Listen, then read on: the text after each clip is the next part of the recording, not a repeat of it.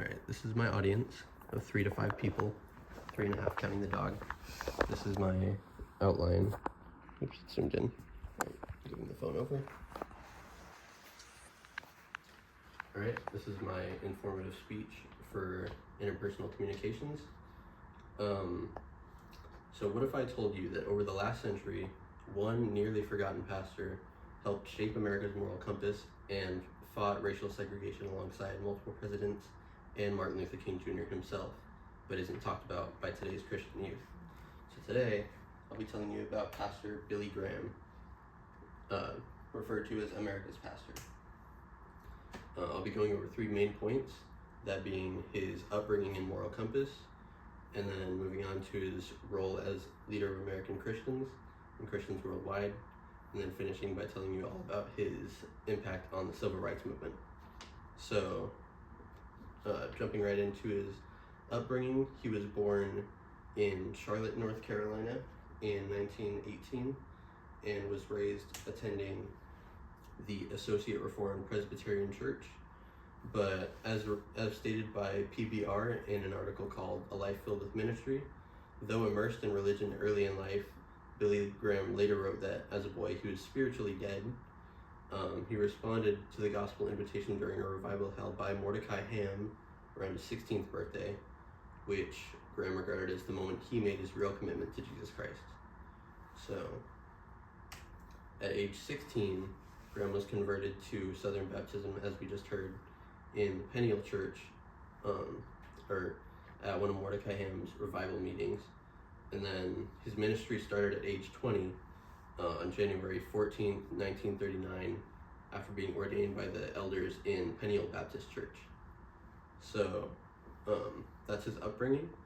He had a rough childhood, but that also helped build his moral compass and helped in his conversion to the Baptist faith.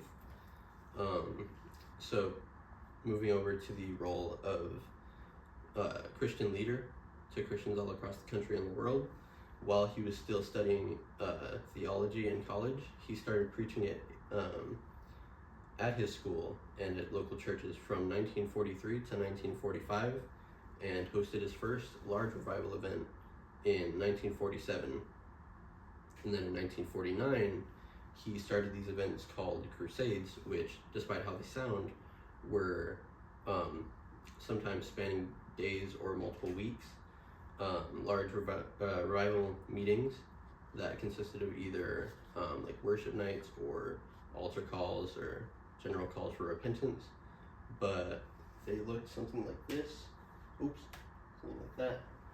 They were huge meetings that started in 1949 in Los Angeles and would then snowball into crusades being held all across the world. So in 1950, the next year after he started his crusades, he would have gone on to preach in 49 countries throughout the world and founded the Billy Graham Evangelic Association. And these crusades would go on from 1950 to 2005. And near the end of his time on earth, he would have preached to what is widely believed to be the most people in the history of humanity, considering that humanity has obviously grown in the last 2,000 years. And according to BBC, Billy Graham's global crusades reached an estimated 2.2 billion people through live audiences, radio, television, and satellite broadcasts, making him one of the most influential preachers in history. So next, and finally, I'll be moving on to his impact on the civil rights movement. So, in the 50s, the norm was that any large meeting would be segregated by skin color. And in 1953, in one of his crusades, these would typically be segregated by a rope.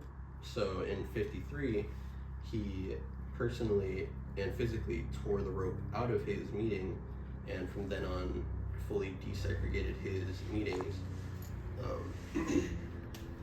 And as reported by the Washington Post in the early 1950s, Graham refused to hold segregated crusades and said that, quote, Christianity is not a white man's religion, emphasizing that the gospel is for everyone. Right. And then in 1957, Graham invited Dr. Martin Luther King Jr. to pray alongside him at his New York crusade and became good friends with him. Not many may know that Martin Luther King Jr. himself was a preacher and an avid Christian. And as stated by Dr. Martin Luther King Jr., had it not been for the ministry of my good friend, Dr. Billy Graham, my work in the civil rights movement would not have been as successful as it has been. So, from 1973 onwards, multiple presidents would go on to seek his counsel in their respective terms. These included Dwight D. Eisenhower, Lyndon B. Johnson, and Richard Nixon. And in their respective terms, they would be counseled and advised by him. And this helped shape America's image and shape each of these presidents' images. And that's about it. So in conclusion, today I've told you about Pastor Billy Graham's life. He started off by telling you about his background and the shaping of his morals, then moved on to his role as America's pastor, shaping Christians worldwide, and then finished by giving you the information on his impact on civil rights.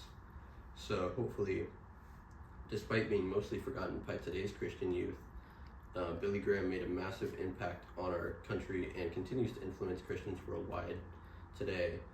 So hopefully now you know who people mean when they refer to America's pastor.